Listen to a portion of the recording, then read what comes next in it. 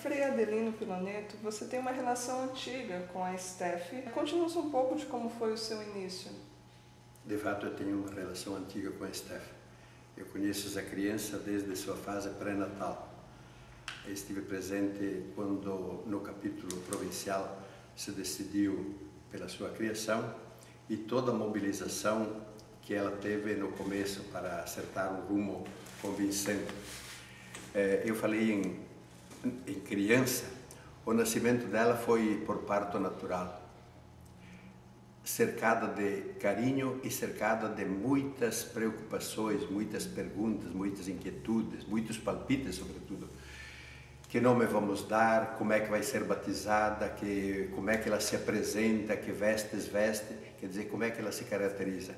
E houve uma sondagem muito grande dentro da província, porque na hora não tínhamos outros com quem contar, toda a província, houve um grupo encarregado depois, e tentávamos ver, comparando também com outros institutos religiosos, o que a gente poderia aproveitar deste ou daquele, né, para que a gente tivesse uma escola condizente com o momento. Um pouco isso que eu recordo do começo.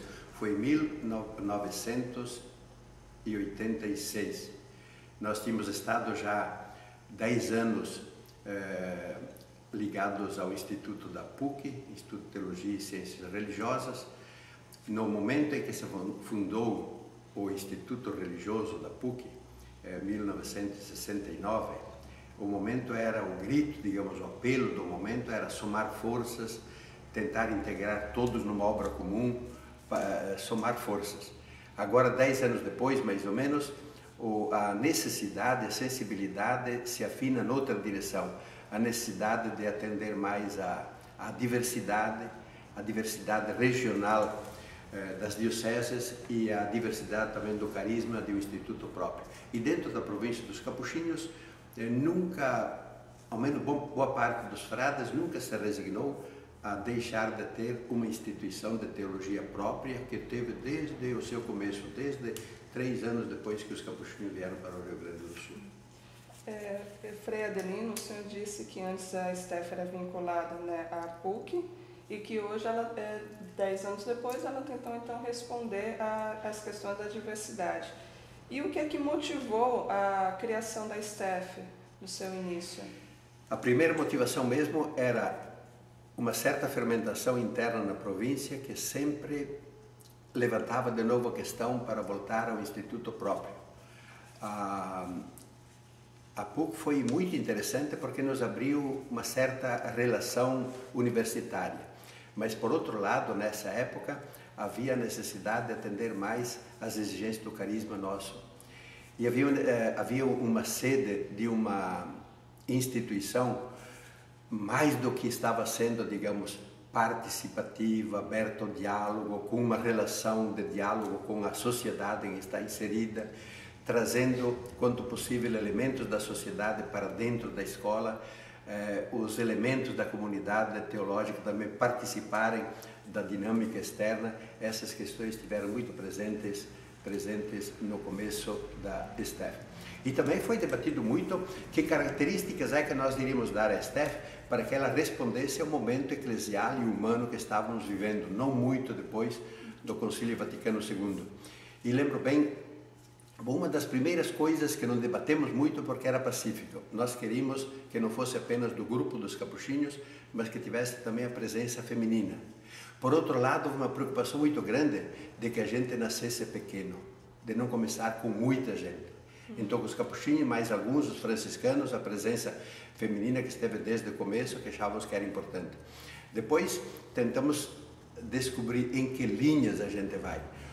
O chão bíblico é fundamental, procuramos, desde o começo, procuramos dar uma força muito forte, muito grande para o chão da Escritura, é a partir da revelação que nós queremos refletir teologia. Estivemos também em sintonia com a igreja, nós queremos refletir um pouco as preocupações da igreja, da CNBB, e nessa época a CNBB era muito luminosa, digamos, como presença crítica dentro da sociedade brasileira, e queríamos também que a gente cultivasse uma sensibilidade muito viva com a fermentação social, digamos, com os movimentos sociais, as angústias que a gente percebe, que a gente não se fechasse. O fato de sairmos da PUC para formarmos um instituto próprio não era para sermos um grupo enclausurado no mundo pequeno. Pelo contrário, para que a gente pudesse ter mais agilidade de movimentos, de integração e de diálogo com os outros. Também a preocupação ecumênica foi muito grande. E seguramente, olhando para trás agora, a gente pode constatar, nós tivemos altos e baixos, tivemos ganhos e perdas, erramos muitas vezes, aprendemos outras, mas não podemos nos acusar de que faltamos ao diálogo. O diálogo foi uma marca que permeou a STEF por dentro e por fora. Eu acho que nesse sentido assim, foi um elemento muito bom. A gente não tem toda a verdade e a gente sabe que também a verdade a gente aprende de outros que têm uma experiência diversa da nossa. E esse ano, então, a STEF está comemorando 25 anos, né?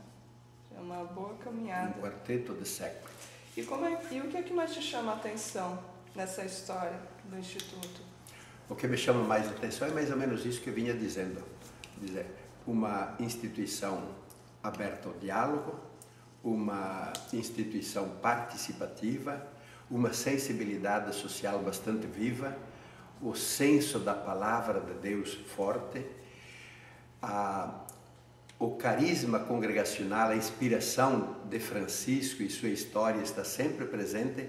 Não que tenhamos grandes conteúdos temáticos, digamos, tratando, mas nós entendemos que há uma espécie de osmose, uma simbiose, digamos, com o carisma franciscano, que nós não queremos esquecer de forma nenhuma. E o carisma franciscano nos ensina a conviver, nos ensina a não estar por cima dos outros, mas ao lado dos outros, numa atitude de escuta, de afirmação do outro como diferente, uma sintonia muito viva com o ser humano, numa visão positiva das coisas, uma visão também ecológica mais integradora, uma sensibilidade humilde, digamos, que nos liga à igreja e assim por diante. Então, esses pontos aqui acho que são bastante grandes. Eu falei já a palavra ecumenismo. Olha, nós tivemos desde o começo uma relação muito grande com os evangélicos luteranos, por exemplo. Grandes figuras aqui da Este de São Leopoldo, começando com Milton Schwantes, que esteve atuando aqui desde o começo, e vários outros, né, estiveram participando em encontros, em seminários, ou um semestre inteiro, ou participação muito viva de teólogos e teólogas das igrejas protestantes. Depois procuramos participar desde o começo em todos os grandes eventos. Por exemplo, o encontro anual da SUTER, sempre houve presença de professores ou professoras da escola. Os encontros teológicos entre os vários institutos e outros parecidos, também a STEF, em geral, primou pela presença e pela atuação. Nem sempre, mas em geral sim.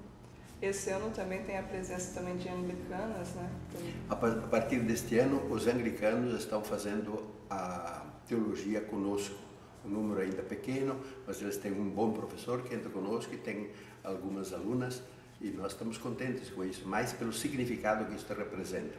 E a gente percebe que a gente estando próximos e no diálogo, a gente tem quase tudo em comum. São pequenas margens, digamos, por importantes que sejam, mas são setores, digamos, que a gente diverge. E a gente não pretende com isso passar a patrola por cima e aterrar tudo, todo mundo igual. Nós temos divergências com eles, eles conosco, e respeitamos essa individualidade própria.